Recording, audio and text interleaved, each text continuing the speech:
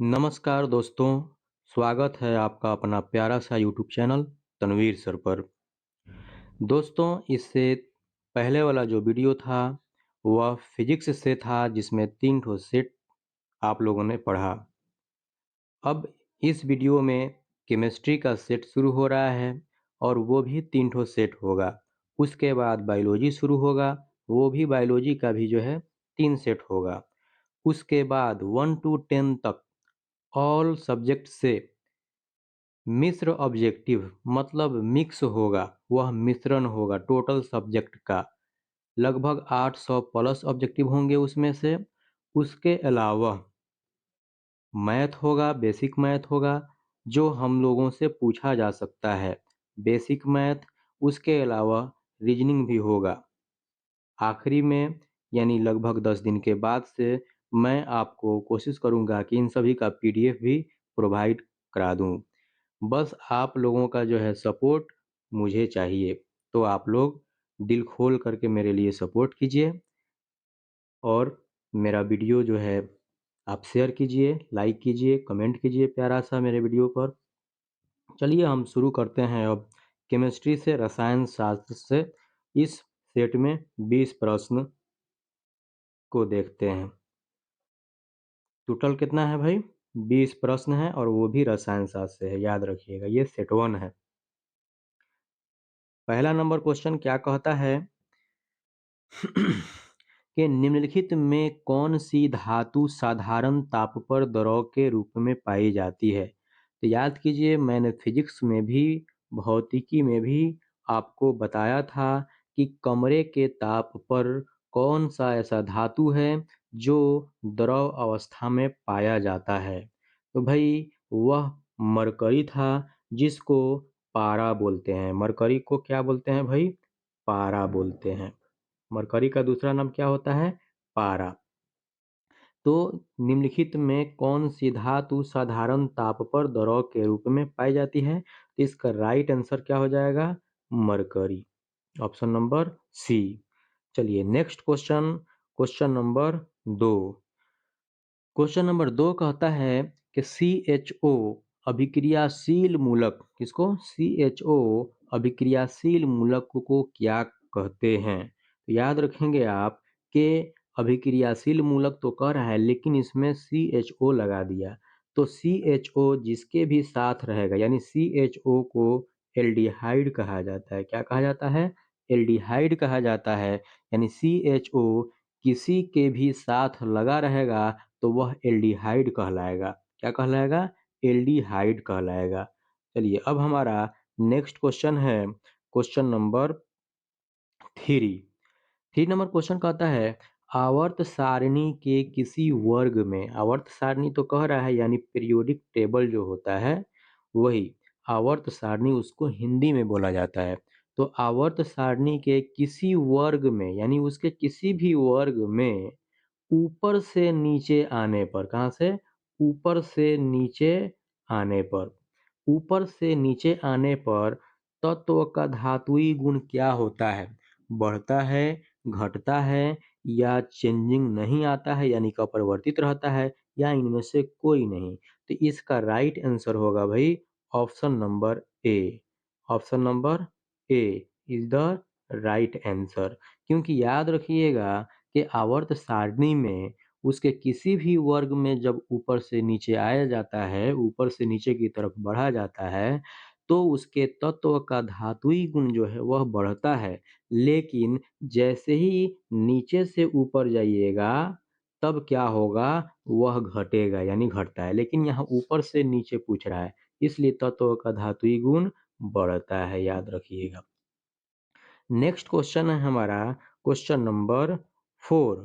4 number question में कहता है कि एक विलयन नीले लिटमस को लाल करता है। एक विलयन है, विलयन का मतलब याद रखिएगा क्या होता है भाई? घोल। विलयन का मतलब क्या होता है? घोल। यानी आप शरबत बनाते हो तो चीनी और पानी का घोल बनाते हो आप, नहीं तो वह विलयन कहलाया। विलेन नहीं समझना है, विलेन का मतलब हो जाएगा फिल्म में जो विलेन होता है, गुंडा होता है, वह विलेन हो जाएगा। यह विलियन है जिसको घोल बोलते हैं। घोल को केमिस्ट्री के भाषा में विलयन बोला जाता है। तो कहता है एक विलयन नीले लिटमस को क्या कर देता है?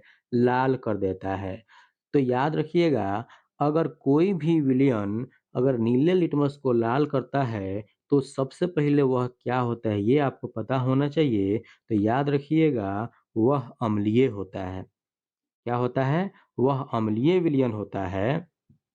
वह अम्लीय विलयन यानी अम्लीय विलयन ही है, मतलब ऐसा विलयन, ऐसा घोल जिसका प्रकृति, जिसका नेचर कैसा हो? अम्लीय हो। एक तीन ठो होता है, अम्लीय, उदासीन और क्षार। तो मतलब ऐसा घोल, ऐसा विलयन जिसका नेचर, स्वाद, विलयन का स्वाद कैसा हो? अम्लीय हो। तो वह नीले लिटमस को कैसा कर देता है भाई? लाल कर देता है, याद रखिएगा। तो विलयन का पीएच निम्नलिखित में क्या होगा? विलयन का पीएच निम्नांकित में क्या होगा? तो हमने अभी आपको बताया कि अगर कोई विलयन यानी जो अम्लीय विलयन है वही नीले लिटमस को क्या करेगा? लाल करेगा। अब अम्लीय का यहाँ बात आया तो याद रखिएगा पीएच स्केल, ये मान लीजिए हमारा क्या हो गया भाई? पीएच स्केल हो गया। और ये जो पॉइंट हो गया बीच में, यहाँ पर क्या है भाई? 7 है यहाँ पर, है ना? अब याद रखिए, ये 7 है और 7 पर जो होता है वैल्यू, यह उदासीन के लिए होता है। क्या होता है भाई? उदासीन के लिए होता है। यानी जिस भी विलयन का पीएच मान 7 होगा वह उदासीन होगा, और 7 से अधिक होगा यानी 8, 9, 10, 11, यानी 7 से जैसे ही बढ़ेगा पीएच मान तो वह क्षारीय होगा, और 7 से जैसे ही कम होगा तो वह अम्लीय होगा। 7 से क्या होगा? कम होगा तो वह अम्लीय होगा। मतलब 7 से कम को हम अम्लीय बोलते हैं। मतलब 7 से इसमें से इस चारों ऑप्शन में से 7 से जो कम होगा इसका वही राइट आंसर होगा। यानी कि ऑप्शन नंबर डी होगा इसका answer. Option number D is the right answer. लेकिन थोड़ा सा यहाँ पर ध्यान दीजिएगा, थोड़ा सा और मैं चर्चा करूंगा कि मान लीजिए ये जो फिगर हमने बनाया यहाँ पर, यह एक पीएच स्केल हो गया, और पीएच स्केल पर जो है 7 के बाद और 7 के पहले आया यहाँ पर। मतलब 7 से पहले जिसका भी वैल्यू रहेगा वह विलयन, वह क्या होगा? उसका अम्लीय होगा, और 7 से जैसे ही आगे बढ़ेगा वह कैसा हो जाएगा? क्षारीय हो जाएगा। जैसे मान लीजिए कोई ज़्यादा नमकीन हो जाता है भोजन स्वाद में तो क्या कहते हैं? क्षार हो गया। मतलब 7 से ज़्यादा होगा तो वह क्षार होगा उसका नेचर। 7 से कम होगा वह क्या हो जाएगा? अम्लीय हो जाएगा। तो अभी और इसमें हमने ये बताया कि अम्लीय विलयन ही जो है नीले लिटमस को क्या कर सकता है? लाल कर सकता है। इसलिए ऑप्शन नंबर डी यहाँ पर आया, याद रखिएगा। और 7 जो है उदासीन होता है, तो याद रखिए शुद्ध जल जो होता है उसका पीएच मान कितना होता है?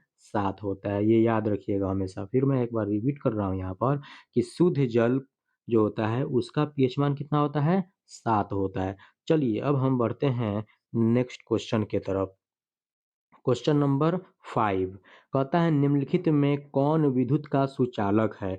आपको पता है कि विद्युत का सुचालक किसको बोलेंगे? कि मतलब ऐसा वस्तु जिससे विद्युत पास कर जाए, है ना? तो सल्फर से नहीं होगा, प्लास्टिक से नहीं होगा, आयोडीन से नहीं होगा। ग्रेफाइट जो है उससे क्या हो जाएगा? विद्युत यानी कि करंट जो है क्या करेगा? पास कर जाएगा, है ना? ग्रेफाइट, ग्रेफाइट आप देखे होंगे। ग्रेफाइट जैसे मान लीजिए कगजई यानी आम भाषा में बोला जाता है पेंसिल को, है ना? तो जो पेंसिल होता है उसमें जो काला वाला लगा रहता है उसी को ग्रेफाइट बोलते हैं भाई। तो उससे विद्युत का मतलब करंट जो है पास कर जाएगा, इसलिए विद्युत का सुचालक क्या है? इसमें से ग्रेफाइट है। चलिए अब हमारा नेक्स्ट क्वेश्चन है क्वेश्चन नंबर 6। 6 नंबर क्वेश्चन कहता है मीथेन किसका उदाहरण है? इन चारों ऑप्शन में से मीथेन, मीथेन का फॉर्मूला होता है CH4। मीथेन का फॉर्मूला क्या होता है? CH4। तो कहता है इनमें से मीथेन किसका उदाहरण है? तो याद रखिए मीथेन हमेशा वह क्या होता है? कौन सा हाइड्रोकार्बन है? वह संतृप्त हाइड्रोकार्बन होता है। मीथेन संतृप्त हाइड्रोकार्बन होता है, इसलिए इसमें से संतृप्त हाइड्रोकार्बन इसका राइट आंसर हो जाएगा, है ना। मीथेन किसका उदाहरण है, तो संतृप्त हाइड्रोकार्बन का। चलिए अब हमारा नेक्स्ट क्वेश्चन है क्वेश्चन नंबर 7। 7 नंबर क्वेश्चन कहता है इनमें से कौन सबसे अधिक अम्लीय है, इनमें से कौन सबसे अधिक अम्लीय है। तो याद कीजिए अभी अभी हम कुछ देर पहले ही आपको बताए हैं पीएच स्केल के बारे में। ये बीच में हो गया 7 जिसको हम उदासीन बोल दिए, है ना, और इधर बढ़ेगा 7 से तो यह हो जाएगा क्षारीय, है ना, और इधर बढ़ेगा 7 से कम होगा, 7 से पहले होगा, वह हो जाएगा अम्लीय, है ना, वह क्या हो जाएगा, अम्लीय हो जाएगा। अब क्वेश्चन कहता है कि इनमें से कौन सबसे अधिक अम्लीय है, तो भाई 7 से कम जो होगा वह अम्लीय होगा। तो 7 से कम इसमें कौगो है भाई, तो ऑप्शन नंबर बी भी है, ऑप्शन नंबर ए भी है, ऑप्शन नंबर ए भी है, ऑप्शन नंबर बी भी है। 5 और 1 दोनों जो है अम्लीय है, लेकिन इसमें से क्या कह रहा है कि इनमें से कौन सबसे अधिक अम्लीय है।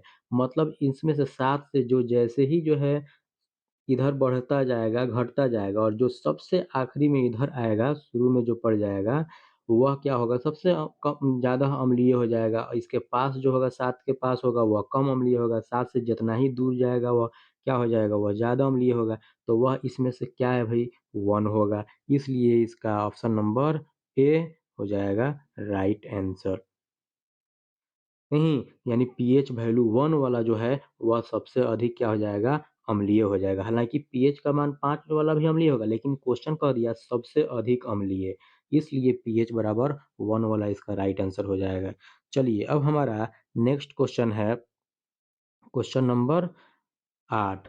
कहता है सिरका, सिरका यानी नींबू के रस से बनाया जाता है जो अचार बनाने के उपयोग में लाया जाता है ना। सिरका नींबू के रस से बनता है, को उसको कह रहा है कि अचार बनाने के उपयोग में लाया जाता है, इसमें से क्या है। याद रखिए एसिटिक अम्ल तो रहता है उसमें, लेकिन कितना परसेंट एसिटिक अम्ल होता है, तो ऑप्शन नंबर इसका जो है याद रखिए सी 6 से 8% ही होता है उसमें।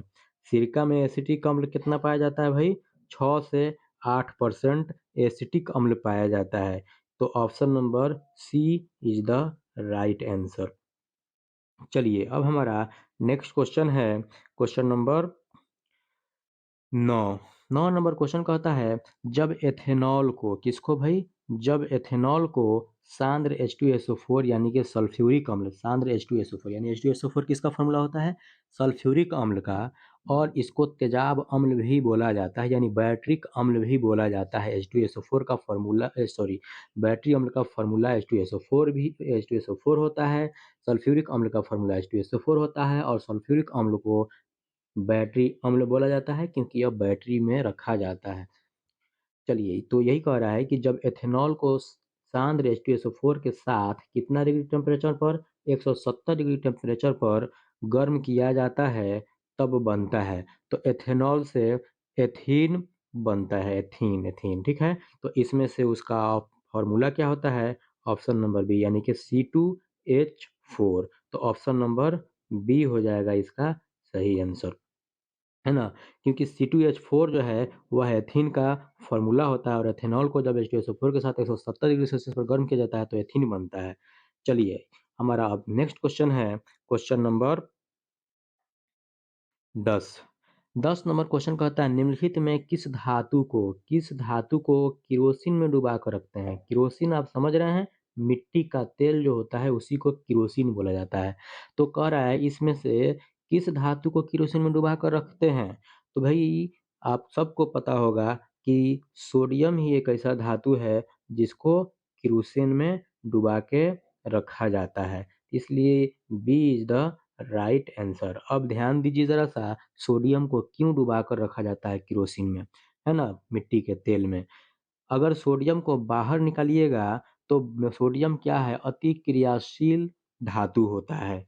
अब जब वह बाहर आएगा तो वायु के संपर्क में आएगा, और वायु में होता है ऑक्सीजन। तो जैसे ही मतलब ऑक्सीजन के संपर्क में यह सोडियम आएगा तो उसमें क्या होगा, वह रिएक्शन करेगा यानी ऑक्सीजन के साथ अभिक्रिया करके वह क्या कर लेगा, आग पकड़ लेगा, मतलब जलना शुरू हो जाएगा। इसलिए ऑक्सीजन से बचाने के लिए उसको केरोसिन में डुबा कर रखा जाता है। किसको? तो सोडियम को। चलिए अब हमारा नेक्स्ट क्वेश्चन है क्वेश्चन नंबर 11। 11 नंबर क्वेश्चन कहता है बेकिंग सोडा का रासायनिक सूत्र होता है क्या? बेकिंग सोडा का रासायनिक सूत्र क्या होता है? तो याद रखिए बेकिंग सोडा का रासायनिक सूत्र NaHCO3 होता है। क्या होता है भाई? NaHCO3। तो ऑप्शन नंबर ए इसका आंसर हो जाएगा। लेकिन अब बाकी भी ऑप्शन पर हम यहाँ पर हम चर्चा कर लेते हैं। NaOH जो दिया है, NaOH यह वाला यह सोडियम हाइड्रॉक्साइड होता है। आप याद रखिए मैं नहीं लिख रहा हूँ यहाँ पर, आप बस याद रखिए मैं बोल रहा हूँ। NaOH सोडियम हाइड्रॉक्साइड का फॉर्मूला होता है और Na2CO3 जो है सोडियम कार्बोनेट का फॉर्मूला होता है। Na2CO3 किसका फॉर्मूला होता है? सोडियम कार्बोनेट का फॉर्मूला होता है। और KOH जो है यह पोटेशियम हाइड्रॉक्साइड का फॉर्मूला होता है। KOH किसका फॉर्मूला होता है? पोटेशियम हाइड्रॉक्साइड का फॉर्मूला होता है। उसी तरह NaHCO3 बेकिंग सोडा का रासायनिक सूत्र होता है। इसलिए बेकिंग सोडा पूछा, इसलिए ऑप्शन नंबर ए इसका आंसर हो जाएगा। चलिए अब हमारा नेक्स्ट क्वेश्चन है क्वेश्चन नंबर 12। 12 नंबर क्वेश्चन कहता है नाइट्रोजन अणु में कितने सहसंयोजक बंधन होते हैं? नाइट्रोजन अणु में कितने सहसंयोजक बंधन होते हैं? तो जरा सा सहसंयोजक बंधन के बारे में यहाँ पे हम जान लेते हैं। नहीं, सहसंयोजक बंधन होता क्या है? तो भाई सहसंयोजक बंधन होता क्या है कि जब दो के बीच में दो एलिमेंट्स के बीच में यानी उसका अणु जो होता है तो अपना अष्टक पूरा करने के लिए वह इलेक्ट्रॉन का क्या करते हैं भाई अपने इलेक्ट्रॉनों का आदान-प्रदान करते हैं। आदान-प्रदान करने का मतलब ये हुआ कि इलेक्ट्रॉनों का साझा करते हैं अपना अष्टक पूरा करने के लिए, है ना? तब वह उनके बीच में एक बॉन्ड बनता है ना? बॉन्ड का मतलब यहाँ बंधन बनता है। उस बंधन को क्या कहा जाता है भाई? सहसंयोजक बंधन कहा जाता है। तो यहाँ कह रहा है नाइट्रोजन के बीच में, क्या कह रहा है? नाइट्रोजन के बीच में। यानी नाइट्रोजन अणु जो है इसके बीच में अणु में कितने सहसंयोजक बंधन होते हैं? तो नाइट्रोजन अणु के बीच में जो है 3 ठो सहसंयोजक बंधन यानी यह 3 गो का क्या करता है? आदान-प्रदान करता है। ये अदला-बदली करता है, साझा करता है, तब इनके बीच में 3 गो का जो है बंधन बनता है। इसलिए राइट आंसर इसका क्या हो जाएगा? सी हो जाएगा आंसर। अब इसका बनाना होगा अगर फ़ोटो तो ऐसे बन जाएगा सीधे-सीधे कि कैसे भी इसका जो है ये है। तो 1, 2, 3 गो बॉन्ड यहाँ पे बन गया नाइट्रोजन के बीच में। तो हमारा क्या हो गया? 3 बंधन होते हैं नाइट्रोजन अणु में, सहसंयोजक बंधन होते हैं। अब हमारा नेक्स्ट क्वेश्चन क्या कहता है? Question number 13। 13 नंबर क्वेश्चन कहता है CnH2n+2 किसका सामान्य सूत्र है? CnH2n+2 किसका सामान्य सूत्र है? तो याद रखेंगे हमेशा यह रट जाने वाला चीज़ है कि CnH2n+2 यह एल्केन का सूत्र होता है। CnH2n+2 किसका सूत्र होता है भाई? एल्केन का फॉर्मूला होता है CnH2n+2। इसका राइट आंसर क्या है? ऑप्शन नंबर ए हो जाएगा राइट आंसर एल्केन। अब ज़रा-सा एल्कीन पर भी यहाँ ध्यान देंगे।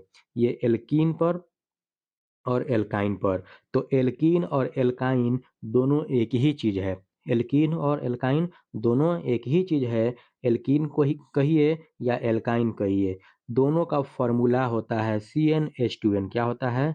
CnH2n होता है। बस दोनों का फ़ॉर्मूला क्या होता है भाई? CnH2n होता है।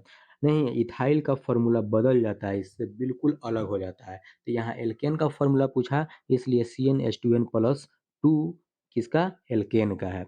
चलिए अब हमारा नेक्स्ट क्वेश्चन है क्वेश्चन नंबर 14। 14 नंबर क्वेश्चन कहता है धातु जो सिर्फ अम्लराज में घुलता है। अम्लराज अम्लराज का मतलब होता है एक तरह से ये कहिए कि शाही जल। अम्लराज को जो है अपने भाषा में ठेठ भाषा में यानी कि एक प्रचलित भाषा है, लोकल भाषा है, उसको शाही जल, शाही पानी भी कहा जाता है। तो कौन ऐसा धातु है जो सिर्फ अम्लराज में ही घुलता है, कहीं और नहीं घुलता है? तो वह क्या है भाई? AU option number C. Option number C is the right answer. अब Au किसका संकेत है भाई? तो Au सोना का संकेत है। Au सोना का संकेत है। सोना यानी कि गोल्ड, GOLD, है ना, गोल्ड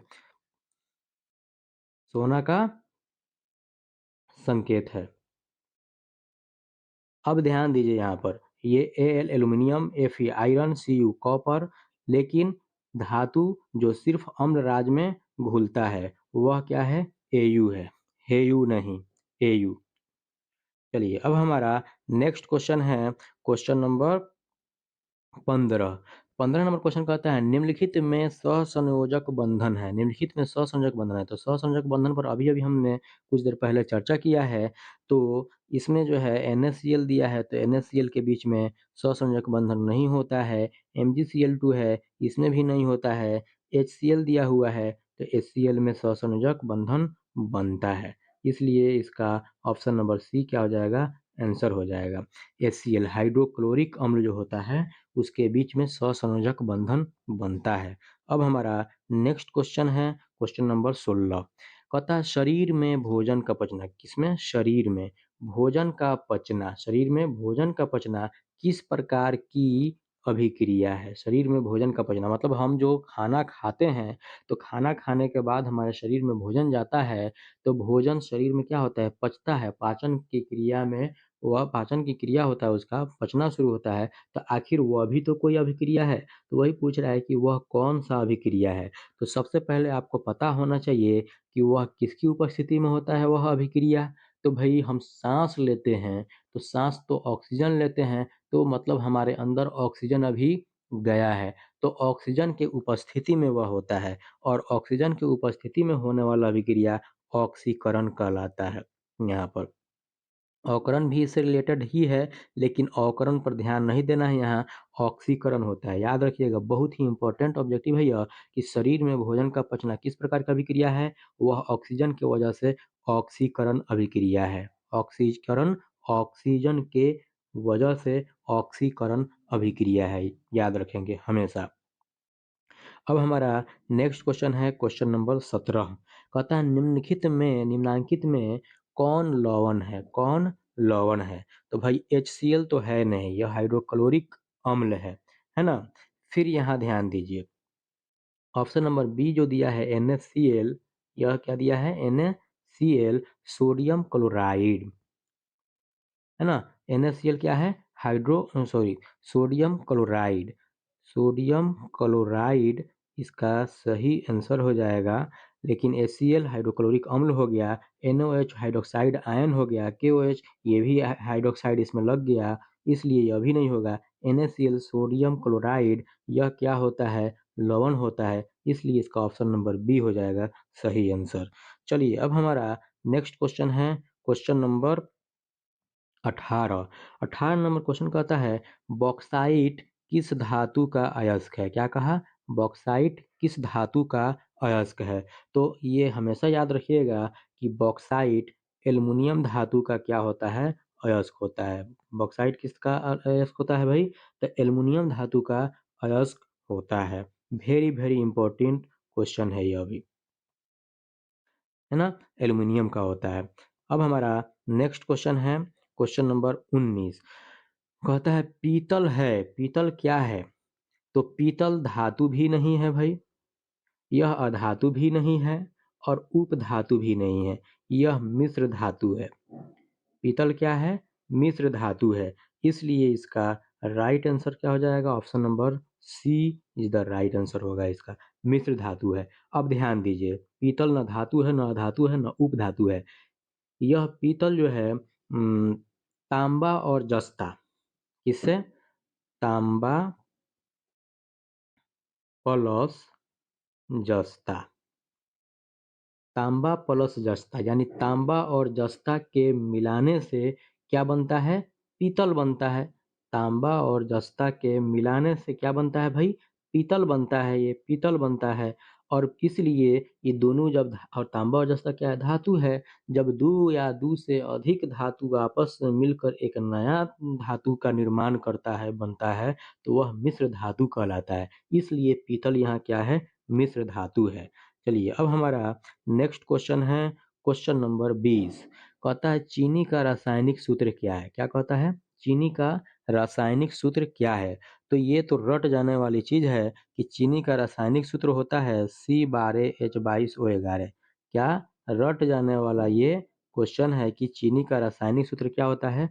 C12H22O11। तो इसका राइट आंसर क्या हो जाएगा? ऑप्शन नंबर सी हो जाएगा आंसर, C12H22O11। लेकिन अब यहाँ पे आया है तो चीनी जब आया है तो ग्लूकोज का भी चर्चा करना जरूरी है। तो याद रखिए ग्लूकोज जो होता है, जो आप पीते हो, है ना, तो ग्लूकोज का फॉर्मूला क्या होता है? C6H12O6। ग्लूकोज का फॉर्मूला क्या होता है? ग्लूकोज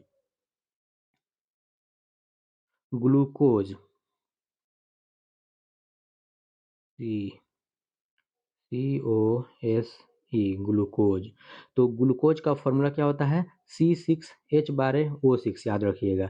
लेकिन यहाँ पूछ रहा है चीनी का रासायनिक सूत्र, तो C12H22O11।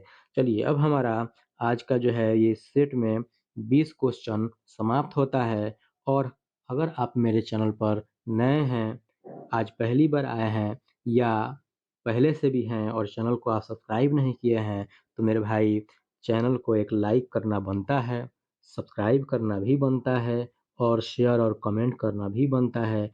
ये आप कीजिएगा तो हमको जो है क्या मिलेगा, मोटिवेशन जिसको बोलते हैं, मोटिवेट हम होंगे और अच्छा-अच्छा वीडियो बनाएँगे आपके लिए।